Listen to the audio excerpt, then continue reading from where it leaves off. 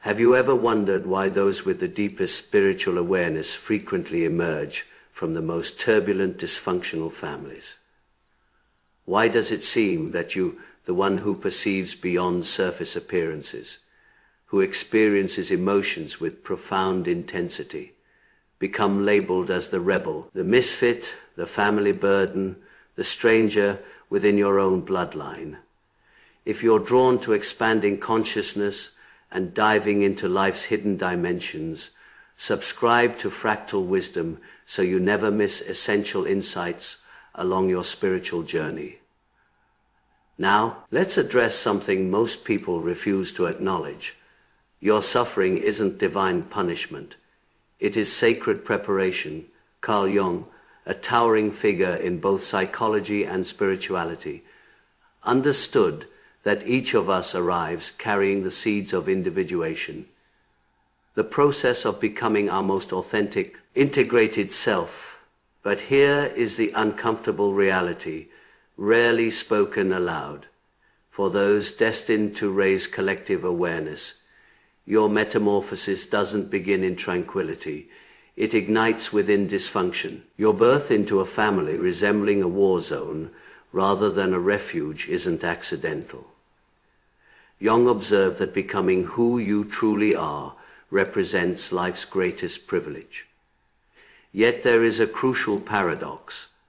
Your authentic self doesn't crystallize through ease. It is forged through turmoil. When your formative years are saturated with emotional coercion, domination, abandonment, or indifference, you're compelled to discover a transcendent source of love. That source isn't found in your family structure. It exists beyond and within. What some recognize as God, the universe, or your higher consciousness. Dysfunctional families often serve as your spiritual initiation. They function as the training ground where your soul is tested and strengthened. They don't create your gifts, but they refine them through relentless friction. The perpetual demand to justify your existence, the emotional volatility, the dismissal of your reality. All of this drives you inward toward the only true refuge remaining, your divine connection. This explains why the family outcast consistently possesses the strongest spiritual capacity. You're not merely someone who thinks differently, you're the one willing to confront what others desperately avoid, while those surrounding you remain unconscious within their delusions. You were awakened prematurely, compelled to comprehend love through its absence, forced to develop profound empathy, because you've intimately known cruelty. This isn't merely philosophical, it is fundamentally psychological. Jung taught that the shadow, the unconscious wounded dimension of our psyche, must be illuminated for genuine transformation. You weren't born into darkness to embody it, but to comprehend it, endure it, and ultimately convert it into wisdom. When you've had thoughts, something then distorts your reality, attempts to manipulate your perceptions, ridicules your intuition, or dismisses your emotional existence, they unknowingly forge something indestructible, your spiritual resilience. You discover how to stop seeking external validation. You learn to amplify your inner guidance above external chaos. You master standing firm when everyone surrounding you attempts to diminish you. And here is the spiritual revelation. You required that precise environment because your soul didn't incarnate for comfort. You came for mastery, to embody your destined purpose, Ali, and share your unique gifts with humanity. You needed to learn early how to honor your truth, despite opposition, how to safeguard your inner peace amid disorder, how to transcend others' opinions, because visibility will never feel secure unless you've learned to flourish in obscurity. Let's acknowledge this plainly. Some families resemble spiritual confinement more than sanctuaries. If you experience constant misunderstanding, were shamed for your intensity or uniqueness, or faced emotional punishment simply for authentic expression, understand you're neither alone nor cursed. You're chosen. But being chosen doesn't commence with illumination. It begins within shadow, and that shadow frequently wears familiar faces. When Jung examined the psyche, he identified family as the foundational environment shaping the soul, while many associate family with security and connection. Jung cautioned that unresolved generational trauma creates what he termed complexes, emotional injuries that unconsciously govern our behavior. And you, chosen one, were born directly into that template. A toxic family system isn't coincidental. It is a karmic curriculum. You incarnated into circumstances designed to challenge every aspect of your being, not for destruction, but for awakening. When love becomes conditional, when feelings are invalidated, when your authentic self is punished, you're thrust into premature spiritual awareness, not from weakness, but because your soul declared readiness, ready to recognize your inherent worth without applause, ready to cultivate internal security without external affirmation, ready to shatter ancestral patterns so deeply embedded they've become invisible throughout your lineage. Jung believed wholeness requires confronting the shadow, the rejected aspects of self and society. You were born where shadow dominated. That wasn't error. That was your assignment. Every dysfunctional family designates a scapegoat, the nonconformist, the questioner, labeled dramatic, selfish, unstable, difficult. That is typically the most spiritually evolved person present. You weren't born to perpetuate dysfunction. You were born to dismantle it. That disruption doesn't manifest loudly. It appears as quietly refusing self-betrayal despite losing connection. It manifests as weeping alone after manipulation, yet still trusting your intuition. It looks like healing inherited wounds, carrying them so they terminate with you. Being the black sheep brings pain, certainly, but it is also sacred, because stepping outside the system grants clear vision, and only those with clarity can initiate change. Toxic families don't merely neglect emotional needs. They condition you towards self-neglect. They assign roles, the caretaker, the overachiever, the invisible one. They reward self-betrayal and punish authenticity. But beneath the surface, alchemy occurs. Each time love withdraws when you speak truth, you begin valuing authenticity over approval. Each time control masquerades as care, you reclaim sovereignty. Each time tenderness is denied, you become your own source of gentleness. This doesn't glorify suffering, but honors its spiritual function. These wounds don't shatter you. They awaken you. They separate you from conditional love and propel you toward unconditional alignment with source, with soul, with something deeper than worldly experience. The truth stands clear. Your family was your initial spiritual battleground. And just as warriors don't train in peaceful meadows, your soul didn't choose incarnation where everything flowed easily. You selected intensity, you selected distortion, you selected mirrors reflecting precisely what you are not, enabling you to remember exactly what you are. You are love, not control. You are truth, not manipulation. You are connection, not obligation. This represents your sacred initiation.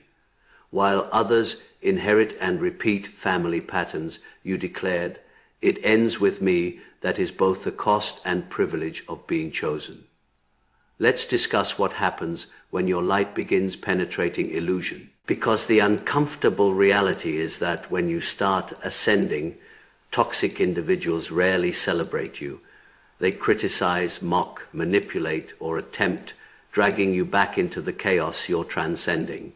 Your growth threatens their illusion. your healing disrupts their comfort. Your clarity reflects what they haven't confronted within themselves.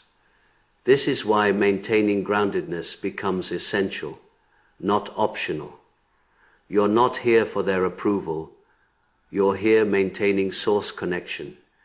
When you stabilize your frequency, no surrounding storm can derail your path. So how do you protect your light while still among those who misunderstand your journey, who criticize, mock, or attempt controlling your energy? Here are 3 spiritual tools that transcend comfort. They're transformational. Let's begin with one of the most potent tools available, the spiritual umbilical cord. Visualize a luminous cord extending from your navel upward into infinity, reaching source itself. Not an abstract God concept, but tangible connection to unconditional love, wisdom, and power. This cord is your divine lifeline. It provides what your environment cannot. When feeling depleted, judged, invisible, connection to unconditional, return to this visualization. Picture light streaming into your body, strength into bones, peace into heart, clarity into mind. Let that spiritual nourishment sustain you when human love fails. You're never disconnected. You simply must remember reconnecting. This transcends metaphor. Your nervous system responds to beliefs and imagination. When you believe in greater support, your body literally calms and re-regulates. That is the power of spiritual tethering. The second tool is simple yet life-preserving. Stop personalizing their projections. Toxic environments echo one message: you're excessive, insufficient, selfish, changed. None of it reflects reality. Their words mirror what they refuse confronting within themselves. This embodies Jung's shadow concept, denied psychic aspects projected onto others. When accused of being difficult, manipulative, dramatic, it reveals more about their internal chaos than your truth. Practice this. When someone attempts shaming or belittling you, pause and affirm, that is not mine. That is their shadow. This doesn't claim perfection, but refuses carrying unearned blame. That is sovereignty. And when you that sort of thing, then it's shame, you cannot adhere. It deflects. You become immune. Here is the third tool, potentially the hardest, especially if cohabiting with those who wound you. You owe constant access to no one attempting to diminish your light. Distance isn't disrespect. Boundaries aren't betrayal. You're permitted loving someone while protecting peace. You're allowed caring while saying no. You're allowed grieving the family you desired while creating the life you deserve. If you can exit toxic dynamics, do so with love and without guilt.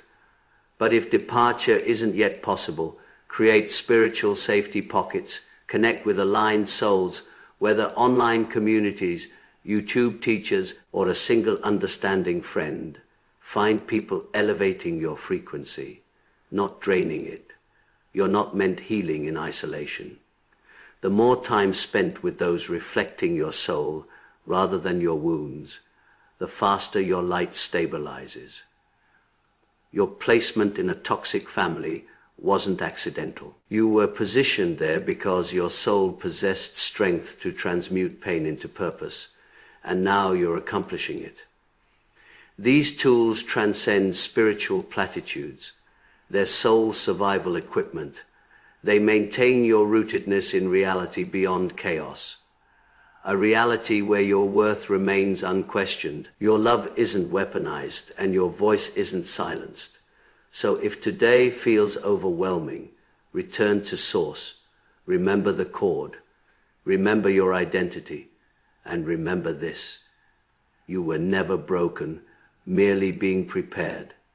The world may not yet honor you, but your path is sacred and you're walking it alongside millions of other souls. Let's be honest. Sometimes the spiritual path doesn't feel enlightening. It feels like complete dissolution. You might experience moments of wanting to vanish, where the burden of being misunderstood, the silence of isolation, and the agony of emotional exile feel insurmountable. When nothing makes sense, and even God seems silent. But this doesn't indicate brokenness. It means you're breaking open. Chosen ones frequently walk despair's edge because the pressure is that immense. It is not weakness. It is the soul expanding sufficiently to birth new frequency into this world. So if you've numbed pain through distractions, addictions, overthinking, or dissociation, don't judge yourself. That was your nervous system attempting survival. But now you're ready for thriving. Let me state this directly. You cannot surrender, not because you owe anyone, but because your presence here is a gift. Your existence now, in this moment, isn't random. You're part of a global soul wave awakening to higher consciousness, and your pain wasn't meaningless. It was preparation. You weren't merely healing, you were being refined. This planet is shifting. Old systems are collapsing. New paradigms are emerging. And chosen ones are blueprints for what is next. You carry within you the empathy, vision, spiritual endurance, and raw humanity that will guide others through their darkness. But to accomplish that, you must survive your own. Once you've shattered the illusion, once you've ceased seeking love from those incapable of giving it, your gifts begin emerging, clarity surfaces. You suddenly feel truth somatically without over-analysis. Sensitivity becomes strength. You sense things before manifestation, tune into emotions as frequencies, and use that intuition as guidance. Empathy transforms from emotional burden into healing power. You know how to hold space for others without losing yourself in their pain. Creativity, once fear blocked, begins flowing. Words, ideas, visuals, healing practices, they pour through you like water through an unobstructed channel. And most importantly, you stop awaiting permission. You begin living authentically, visibly. This is the chosen one's emergence. But here is the trap. When you've existed in survival mode extensively, pain can feel familiar, even safe. Depression whispers, stay small, stay hidden. It is safer. Addictions, whether to substances, people, overworking, or numbing, say you don't have to feel this now. But you're not here to numb. You're here to feel and still rise. You're not too damaged. You're not too late. You're not too exhausted. Every time you choose feeling instead of freezing, every time you choose staying instead of escaping, you reclaim a soul fragment. There are people you haven't encountered yet who will be transformed by your story. But first, you must live it. The family may never apologize. The validation may never arrive. The healing may never be acknowledged by those who broke you. But that is irrelevant because your liberation doesn't require their participation. Your peace doesn't need their understanding, and your light doesn't depend on their permission. You are proof that darkness can create galaxies, and you are the reason someone else will persevere one day. You're not behind, you're being guided. And everything you thought disqualified you from your purpose was actually preparing you for it. So continue, not just for the destination, but because every forward step is revolution. If you've reached this point, you already know you are not your story's victim. You are the author of a new paradigm. Chosen ones, don't underestimate the strength required to break free and still love, trust, create, and shine. That strength is divine. So when the world feels cold, return to source, connect to that golden umbilical cord of love. Let it refill you. You're not alone. You're not lost. You're becoming, and the world has been waiting for exactly who you're here to be. Thank you for watching, for relating, and for participating in this unfolding awakening. Your presence here matters more than you realize. So if you found value in this video, give it a like. It helps more chosen ones find their way to this space. And if you're journeying through healing, awakening, or simply navigating life as a deeply feeling human in a chaotic world, subscribe to Fractal Wisdom. We're building a soul-aligned community where truth, growth, and light are always welcome. Drop a comment below and share how this resonated with you. Your voice belongs here. Until next time, stay grounded, stay connected, and never forget.